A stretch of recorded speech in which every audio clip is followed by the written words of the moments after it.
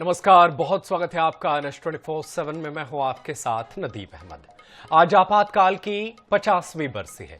इंदिरा गांधी सरकार ने 25 जून साल 1975 को पूरे देश में आपातकाल लगाकर देश में लोकतंत्र की हत्या की थी। आपातकाल के दौरान बच्चे, युवा, महिलाएं, बुजुर्गों ने कई यातनाएं सही और बिना कारण की जेल की सजा भी काटी। उस दौरान किस तरह से तत्कालीन सरकार ने आम जनता पर जुल्म ढाए थे, उस दौर को याद करके आज भी लोगों की रूह कांप जाती है। इस पर आज चर्चा करेंगे, लेकिन उससे पहले एक रिपोर्ट देखिए।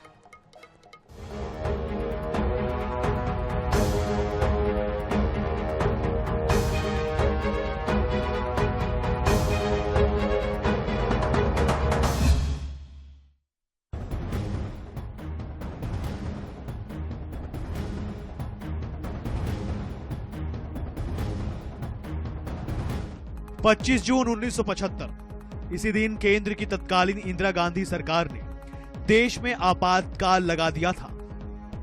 आपातकाल को भारतीय लोकतंत्र का काला अध्याय माना जाता है। इस काले अध्याय में संविधान को तोड़ा मरोड़ा गया था। बिना कारण देश में बड़ी संख्या में राजनीतिक दलों के कार्यकर्ताओं और आम लोगों को जेल में ठूस दिया गया था। इस ज्यादती को देश की बड़ी आबादी ने सहा था। समाचार पत्रों पर भी पाबंदियां लगाई गई। एक लंबे समय तक देश के लोगों को खौफ, दबाव और तनाव के माहौल में रहना पड़ा। उस उथल पुथल के दौर में सबसे ज्यादा प्रभावित देश का आम नागरिक हुआ था। देश के लोकतंत्र की रक्षा के लिए मीसाबंदियों ने अत्याचार सहे। कितने ही लोगों को अपने परिवार और घरों से दूर रहना पड़ा। छत्तीसगढ़ से भी सैकड़ों लोगों को जेल में बंद कर दिया गया था। छत्तीसगढ़ की साय सरकार ने सत्ता में आते ही इन मीसाबंदियों का सम्मान लौटाने का प्रण लिया था। साय सरकार ने आदेश जारी कर सम्मान निधि जारी कर इन्हें लोकतंत्र सेनानी नाम दिया। मुख्यमंत्री विष्णुदेव साय भी कई मौकों पर उस समय के अत्याचार को याद कर चुके हैं। आज आपातकाल के 50 साल पूरे होने पर न सिर्फ तत्कालीन इंदिरा गांधी सरकार के काले अध्याय को जनता को बताया गया, बल्कि आपातकाल के समय यातना सहने वाले लोकतंत्र सेनानियों को सम्मानित किया गया। आज 25 जून है, संविधान हत्या दिवस है। 1975 में आज के दिन ही इस देश पर आपातकाल थोपा गया था और आज इस अवसर पर हम सभी लोकतंत्र सेनानियों को नमन भी करते हैं, जिन्होंने संविधान और लोकतंत्र की रक्षा के लिए जेल की यातना सही है। और उनके सम्मान में हम लोग लोकतंत्र सेनानी सम्मान विधेयक 2025 पारित भी किए हैं, जिनके माध्यम से उनको 25,000 रुपया महीना प्रोत्साहन के रूप में देते हैं। और पिछला जो 5 साल में उनको राशि नहीं दी गई थी, उसको भी इकट्ठे हम लोगों ने देने का काम किया। आपातकाल के 50 वर्ष पूरे हो रहे हैं। संविधान हत्या दिवस के रूप में आपातकाल को हम सब याद करते हैं, पूरा देश याद करता है। जयप्रकाश के आंदोलन से बिहार और गुजरात में जिस प्रकार परिवर्तन की आंधी चली, पूरा देश उनके साथ खड़ा हो गया। आपातकाल में संघर्ष करने वाले लोगों का सम्मान भी हुआ।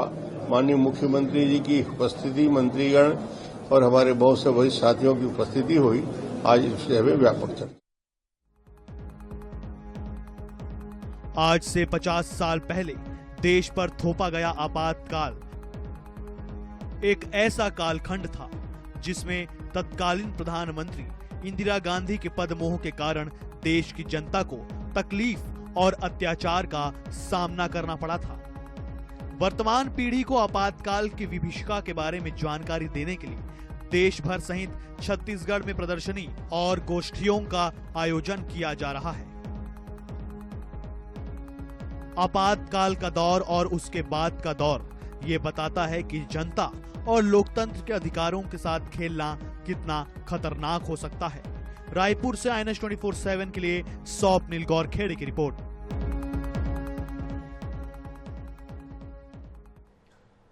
तो आज 50वीं बरसी है उस काले अध्याय की जिसे 50 साल पहले पूर्व प्रधानमंत्री इंदिरा गांधी ने लगाया था इमरजेंसी। और आज इसी पर गुफ्तगू करेंगे। हमारे साथ खास मेहमान जुड़े हैं। सबसे पहले उनका तारुफ करवा देते हैं। हमारे साथ भारतीय जनता पार्टी की तरफ से प्रदेश महामंत्री संजय श्रीवास्तव हमारे साथ मौजूद हैं। बहुत स्वागत है सर आपका NS24/7 पर। मेरा पहला सवाल आपसे यही है, 50 साल बीत चुके हैं उस काले अध्याय को। आपको क्या लगता है इस 50 सालों में कांग्रेस कितना बदली है उस अध्याय के बाद से, जिसके बारे में खुद गांधी परिवार ने कई बार माना कि वो गलत था, वो फैसला गलत था? देखिए, बड़ा अच्छा प्रश्न किया आपने। जब आज 25 जून को 50 वर्ष जब पूर्ण हो रहे हैं आपातकाल लगे हुए, और आज जब पूरे देश के अंदर में संविधान हत्या दिवस का आयोजन यहां पर किया जा रहा है, ये बात आपने बिल्कुल सत्य कही कि जिस गलती को मानकर अपने चरित्र में परिवर्तन किया जाता है, वो आज भी कमोबेश कांग्रेस की सरकारें, वैसे तो बहुत कम सरकारें हैं, लेकिन उन सरकारों के अंदर में उनका चरित्र स्पष्ट रूप से वो दिखाई नहीं देता है। दूसरा, उनके क्रियाकलापों के अंदर में भी कहीं वो चीजें नहीं होती, क्योंकि एक लंबे समय तक सत्ता में रहने के बाद जो तानाशाही रवैया जो कांग्रेस के डीएनए में चला गया है, उसमें कहीं किसी प्रकार का कोई परिवर्तन दिखाई नहीं दे रहा है। इसलिए ऐसे लोगों को आज भी हम इस तरह के कार्यक्रम कर ये बताना चाहते हैं कि आपने क्या किया देश की जनता के सामने, जो नई पीढ़ी उसके सामने ये विषय को रखकर कि आखिर कांग्रेस का मूल चरित्र क्या है। और आज भी हमारी मांग है कि उस 25 जून 1975 में जो आपने संविधान जो काला आपने किया था, आपातकाल लगाए थे, इमरजेंसी लगाई थी, उसके लिए आपको सार्वजनिक रूप से माफी मांगने की आवश्यकता है। अब आप ये कहेंगे कि आप ऐसा क्यों बोल रहे हैं कि माफी मांगने के बाद? पिछले 5 वर्ष में जिस छत्तीसगढ़ के अंदर में बैठकर आज हम चर्चा कर रहे हैं, इस छत्तीसगढ़ के अंदर में आपने देखा कि ऐसे लोकतंत्र सेनानी जो मीसाबंदी 19 महीनों तक जेल के अंदर में थे, उनको सम्मान राशि देने का निर्णय डॉक्टर मनमोहन सिंह की सरकार ने 2008 में किया था। इनकी तानाशाही रवैया देखिए कि 5 साल सरकार में आए तो उन्होंने उनके सम्मान को अपमान में बदला और वो सम्मान राशि को बंद कर दिया। यही तो सिद्ध होता है, यही तो इनके चरितार्थ होता है कि इनका चरित्र आज भी बदला नहीं है। जब भी सत्ता की बागडोर इनके हाथ में आएगी तो ये इसी तरीके का कृत्य करेंगे। मुझे लगता है कि आज आपने सवाल ये किया है, नहीं तो मैं तो पूरा 1975 और किन कारणों से इंदिरा जी की सत्ता गई, इंदिरा जी को जो न्यायपालिका के खिलाफ में जिस तरीके से उन्होंने किया, सेंसरशिप की, तमाम प्रकार की चीजों की चर्चा मैं यहां पर कर सकता हूं। लेकिन वर्तमान परिदृश्य में कि आज 50 साल बाद कांग्रेस कहां पर खड़ी है, जिस पर आप चर्चा कर रहे हैं, तो मुझे लगता है कि कहीं कोई परिवर्तन नहीं। आज भी वही जो इंदिरा जी के लिए किया गया था उस समय, वही आज गांधी परिवार के आसपास इर्द गिर्द ही सब कुछ वहां पर घूम रहा है। परिवारवाद की बातें आज भी यहां पर चल रही है और शायद उन्हीं की शय से, उन्हीं के से प्रेरित होकर ये सरकारें इस तरह का जो तानाशाही रवैया अपनाती है, जिसके एक उदाहरण मैंने छत्तीसगढ़ के बारे में कहा। उसके पहले जब 15 साल पहले सरकार थी, जोगी जी की सरकार, एक तांडव यहां पर बना हुआ था। पूरे देश और दुनिया के अंदर में छत्तीसगढ़ की सरकार की चर्चा होती थी। वो 28 अप्रैल का वो लाठीचार्ज, जो बेदम लाठीचार्ज, जिसमें बीजेपी के नेताओं के कम से कम 15 नेताओं के हाथ पैर तोड़ दिए गए थे, वरिष्ठ नेताओं के। यही तो तानाशाही है, यही तो इनका चरित्र है कि जब ये सत्ता में रहे तो इनकी सत्ता इनके प्रकरण बरकरार रहनी चाहिए, और सत्ता के खिलाफ यदि कोई खड़ा होता है तो उनके हाथ पैर इसी तरीके से तोड़े और उनके खिलाफ में तमाम प्रकार की कार्रवाइयां करें। उस समय तो विपक्ष जो था उसका तो आपने दमन किया ही, यहां तक कि प्रेस की स्वतंत्रता को भी आपने नेस्तनाबूद कर दिया और आपने बिजली, प्रेस की बिजली काटी। तमाम लोकतंत्र आर्टिकल धारा 352 का गलत दुरुपयोग कहना चाहिए, उपयोग क्या कहूं मैं, दुरुपयोग करके जिस तरीके से सत्तासीन रहने का प्रयास किया, ये अपने आप में इस बात को प्रदर्शित करता है। ये इंदिरा जी वही है ना जिनके परिवार के लोग आज, चाहे आप राहुल जी की बात करें, सोनिया की बात करें या फिर प्रियंका जी की बात करें, ये वही गांधी परिवार है और आज भी वही चीजें सामने दिखाई दे रही है। ये सबसे बड़ा दुर्भाग्य है लोकतंत्र के अंदर में कि लोकतांत्रिक व्यवस्थाओं को, पार्टी के अंदर में तो आपने समाप्त किया ही है कि कांग्रेस के अंदर में आंतरिक लोकतंत्र तो लगभग समाप्त हो चुका है, लेकिन जब जब मौका मिले तो देश के अंदर में भी इस तरह की आंतरिक अशांति के नाम पर आप अपना दबाव बनाकर इस पूरे देश को आप अपने मुट्ठी में बांध कर रखना चाहते हैं। लेकिन आज वो परिस्थितियां, वो समय बदल गया है। आज आप सत्ता से बाहर हैं, आज आप लगभग बाहर हो चुके हैं और देश ने आपको नकारा है। मुझे लगता है इससे बेहतर समय नहीं हो सकता। आम जनता के बीच में, और वो तमाम लोकतंत्र सेनानी जिनका सम्मान आज यहाँ पर विभिन्न मंचों पर हुआ है, उनसे माफी मांगते हुए नए सिरे से आप अपनी राजनीति को प्रारंभ करें, क्योंकि अब वो 50 साल का तानाशाही नहीं चलेगा। अब तो जनता की सेवा करने के लिए राजनीतिक दल के लोगों को काम करना पड़ता है, और मुझे लगता है बहुत सरल स्वभाव के साथ में आपको राजनीति के क्षेत्र में काम करना पड़ेगा। लेकिन मुझे उम्मीद कम है, क्योंकि जब जब नई चीजें सामने दिखाई देती है तो इसी तरह के चरित्र आते हैं। कल की ही बात यदि हम करें, बहुत छोटी सी चीज है, लेकिन जिस तरीके से भूपेश बघेल जो चरणदास महंत जी का जो विषय आया, एक दूसरे पर आरोप जिस तरीके से लगे, तो मुझे लगता है यही कांग्रेस का चरित्र है और यही कांग्रेस का डीएनए है। लेकिन अब परिस्थितियां बदली है, अब सबको लोकतांत्रिक तरीके से ही इस देश के अंदर में अपनी सत्ता को चलाना पड़ेगा। विपक्ष में रहते हो आपको उसका निर्णय का पालन करना पड़ेगा, और आम जनता के साथ में भी लोकतांत्रिक तरीके से व्यवहार करना पड़ेगा। ये आज का मूल विचार है।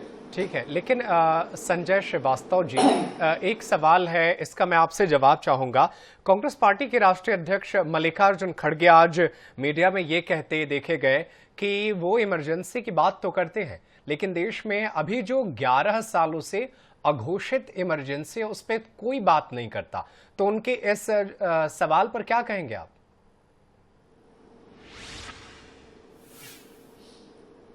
मुझे लगता है कांग्रेस के राष्ट्रीय अध्यक्ष है जी, वो कांग्रेस जो इस देश की सबसे पुरानी पार्टी है, और मुझे लगता है कि उनका ये अप्रासंगिक सवाल, अघोषित आपने बोल दिया, सुनने में बहुत अच्छा लगता है, लेकिन उस अघोषित की आप परिभाषा तो बताएं, या घोषित आपातकाल होता क्या है? घोषित आपातकाल तो लोगों ने देखा, लेकिन अघोषित आपातकाल क्या होता है?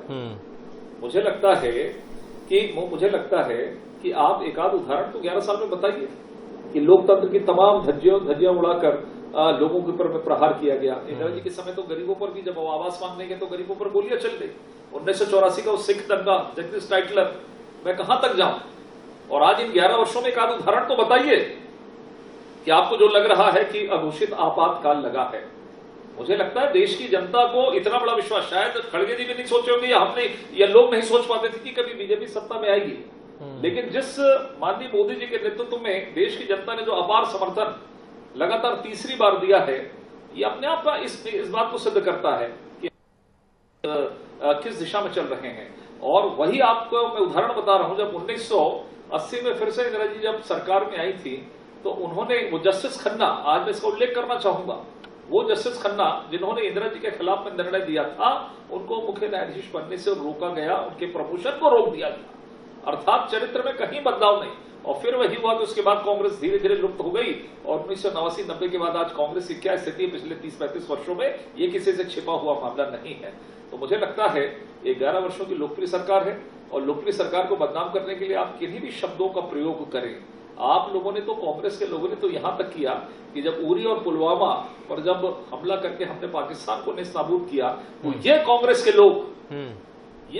लोग उन जवानों से, सरकारों से ये प्रूफ मांगते थे कि आप बताइए कि कैसे ये हुआ। तो इस मानसिकता के साथ में, तानाशाही मानसिकता के साथ में, कि आप कल राष्ट्रपति से लेके, आप देश की व्यवस्था से लेके, जो जवान दिन रात अपने परिवार को किनारे रखकर वहां पर शहीद हो जाता है, जो आपके लिए लड़ता है, वो उनके लिए आप प्रश्न पूछते हैं, तो इसी को तो तानाशाही कहते हैं। मानसिक रूप से भी आप किस तरीके से तानाशाही हैं कि मुंह से जो शब्द निकलता है वो लोगों के दिल को छेदता है, लोगों के दिल को प्रताड़ित करता है, लेकिन कांग्रेस के डीएनए में अभी सुधार नहीं हुआ है।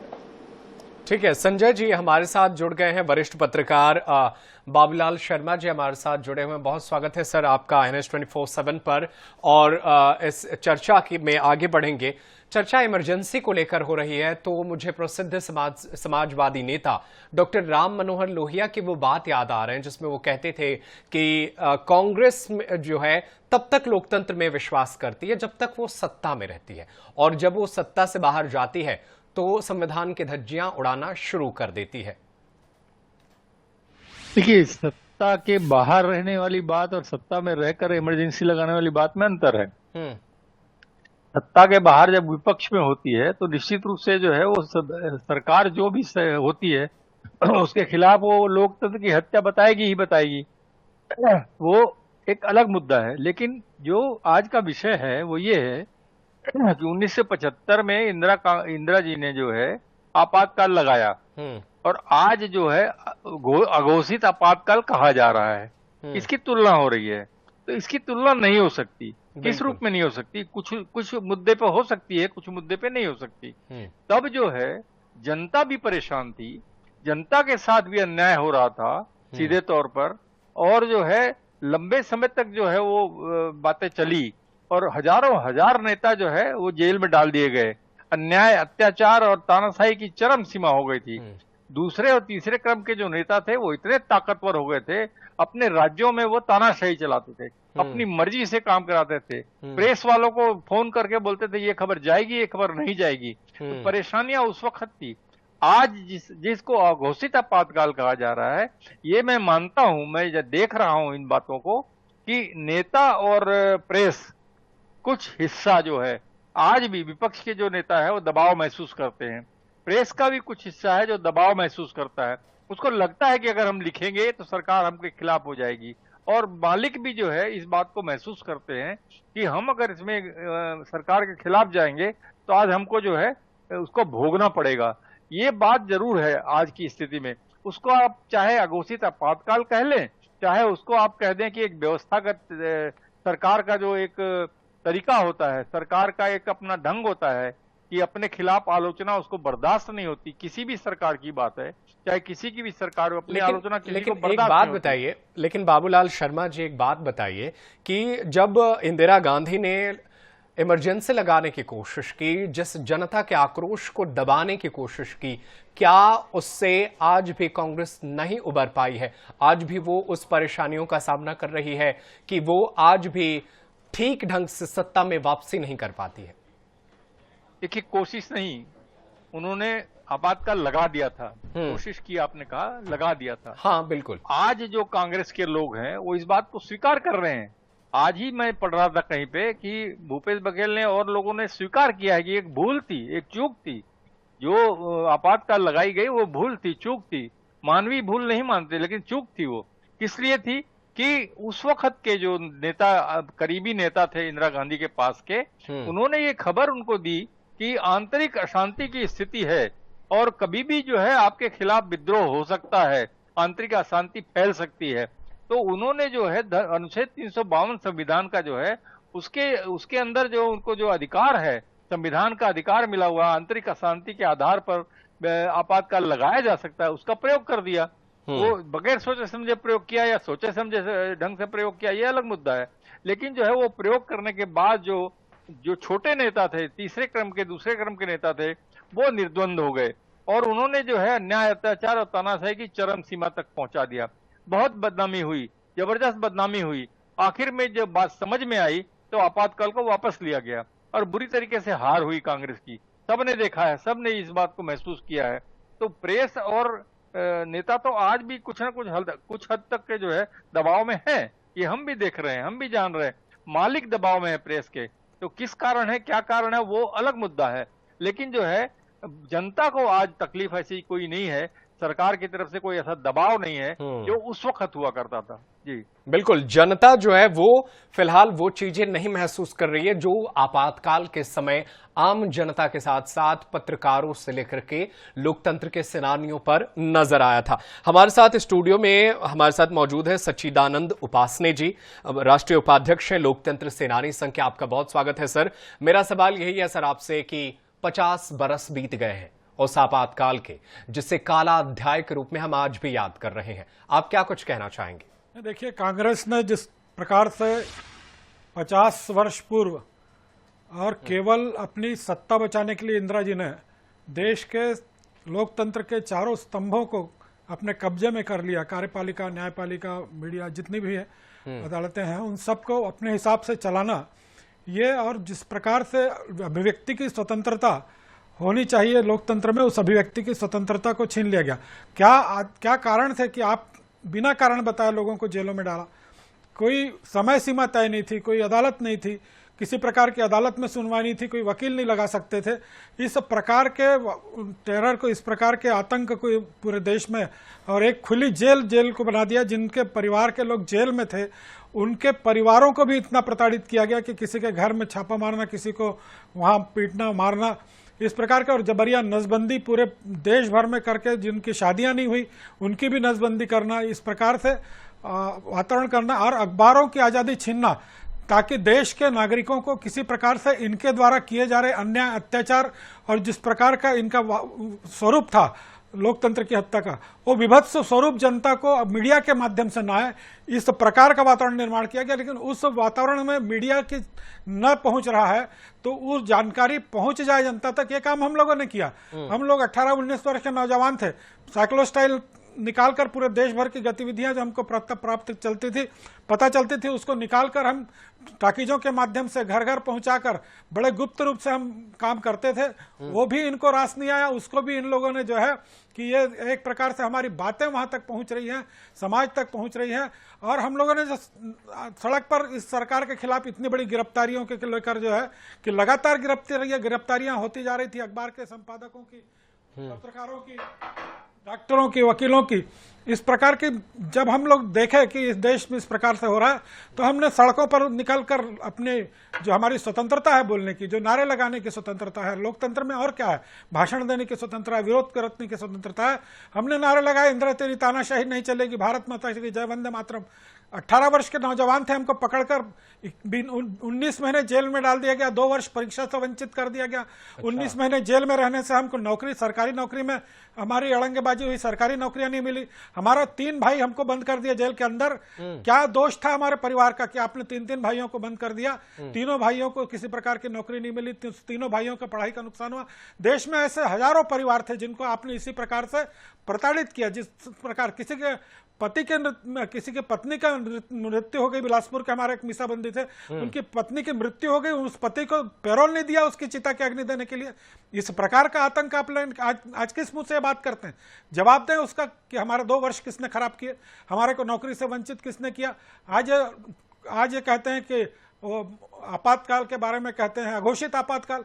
अरे आज आपको बोलने की भी स्वतंत्रता है। उस समय तो आप ये भी नहीं बोल सकते थे कि कोई आपातकाल है, इतना बोल दिया तो आपको जेल के अंदर बंद कर देते थे। इस प्रकार की स्थितियां आपको मालूम नहीं है कांग्रेसियों, आप तो लोकतंत्र के हत्यारा हो, आप लोकतंत्र की आपने हत्या की है पूरे समय से। इसको हमेशा स्मरण रखा जाए, इसलिए देश के प्रधानमंत्री जी ने इसको जो है संविधान हत्या दिवस के रूप में घोषित किया कि जब हर वर्ष इसको याद करना चाहिए, भावी पीढ़ी को पता चलना चाहिए कि कालखंड एक ऐसा आया था देश में जो दूसरी आजादी की लड़ाई थी। अपनों से तो हमने लड़ लिया, लेकिन विदेशी आतिथ्यों से हमने लड़ लिया, लेकिन अपनों ने अपनों को किस प्रकार से प्रताड़ित किया, ये देश का इतिहास कभी नहीं भूलेगा कांग्रेसियों। आपको ये हमेशा हर वर्ष। मेरा एक सवाल आपसे और है कि जब आप लोग भाषण देते थे और पुलिस वाले जब आपके पास आते थे, आपकी गिरफ्तारी के लिए आते थे, क्या तर्क देते थे, क्या कह के आप लोगों को ले जाते थे?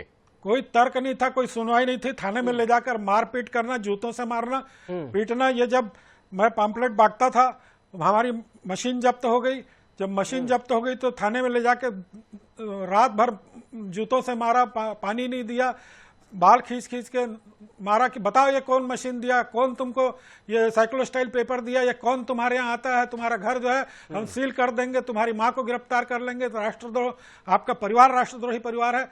इस प्रकार के बातें बोल के मारना, पीटना, अनेक प्रकार की प्रताड़ना देना।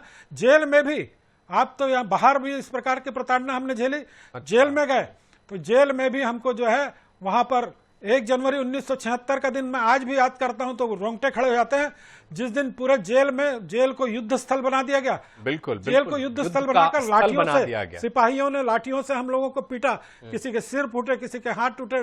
मोहन भैया जैन थे, उनके दोनों हाथ टूटे। कल्याण सिंह दाऊ थे, दोनों पैर टूटे। मणिलाल चंद्राकर थे, उनका सिर फूटा। इस प्रकार से लखीराम अग्रवाल जी, वहां बड़े बड़े दिग्गज नेता थे, उन सबको आपने दौड़ा के मारा, उसकी कोई जांच नहीं हुई। बिल्कुल, ये एम्बुलेंस से आके लोगों को ले गई, बेहोशी अवस्था में अस्पतालों में भर्ती करना पड़ा। रात को हमारा खाना बनाया हुआ खाना फेंक दिया गया, 2 दिन तक खाना नहीं दिया गया। इस प्रकार से जो आतंक करा था, खाना देते थे तो रोटी ऐसे नहीं टूटती थी, रबर की रोटी। चावल देते थे तो कंकड़ वाला चावल, दाल देते थे तो काली दाल, सब्जी देती थी तो पूरी काली काली सब्जी। तो आपने तो मरने के लिए वहां छोड़ दिया था, मरने के लिए छोड़ दिया। वो बिल्कुल अभिशाप था। जिन लोगों पर बीता है वो जब बातें बताते हैं तब पता चलता है कि आपातकाल क्या था। 2 वर्ष नहीं देने दिए हमको। आज हमारा 2 वर्ष का नुकसान परीक्षा का हुआ। बिल्कुल। चलिए हम संजय श्रीवास्तव जी के पास चले जाते हैं। एक सर आखिरी प्रश्न है आपसे, प्रदेश महामंत्री जी बीजेपी की तरफ से हैं। सर मेरा सवाल ये है कि इंदिरा गांधी का तो नाम हम लेते हैं, आपातकाल को लेकर दोषी ठहराते हैं, इनमें संजय गांधी की भूमिका को लेकर के आप क्या कहेंगे? आपातकाल में उनका बहुत बड़ा हाथ रहा?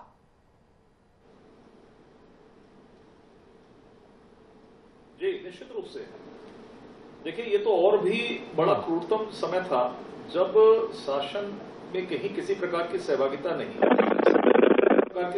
नहीं, चूंकि गांधी परिवार का वो सपूत है, कपूत है, जो कह लें, उनके माध्यम से निर्णय होने लगे। जितने शासन और सत्ता में बैठे हुए लोग हैं उनकी जी हजूरी करने लगे, जो आज भी परंपरा चालू है, जिसका मैंने उल्लेख पहले भी किया कि आज भी वही स्थिति जो 50 साल पहले आपने प्रश्न किया कि क्या आज कोई परिवर्तन हुआ कांग्रेस में, बिल्कुल भी नहीं हुआ।